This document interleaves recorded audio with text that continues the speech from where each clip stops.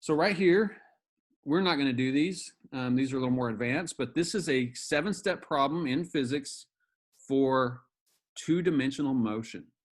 So for now, we've either had our bowling ball rolling across the floor going straight, or it's been falling. But if I have the bowling ball roll off a building, so it's going this way, it's going to the right, and then it also falls off a table, it's going to the side and down at the same time, I actually can work physics in the X direction and the Y direction. But notice I have my givens. I have my givens in the X, my givens in the Y direction. I have my unknowns, unknowns in the X, unknowns in the Y direction. I have my equation. They're both for distance actually, but one is following the rules of physics in the X direction and one is following the rules of physics because of gravity in the Y direction. Okay. And then I actually solve over here first.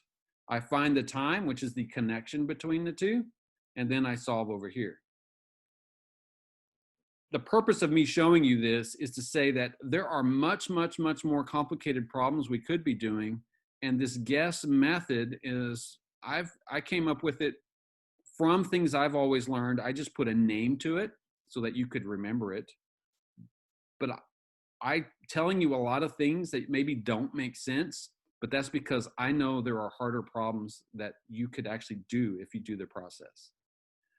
In chemistry, when I've taught chemistry, some of the chemistry teachers use the 7 steps as well. Some do not, but I think you should because it will help you because the math gets a lot more difficult.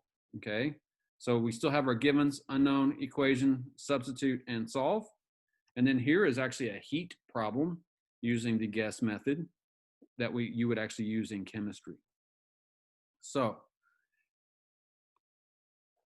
when you leave this class, you're going to have to take chemistry. So I think you should do your math using the 7-step process because I think it will help you out. So yeah, if you do go into, if you're going into medicine or you're going into engineering of any kind, you're going to see physics again for sure.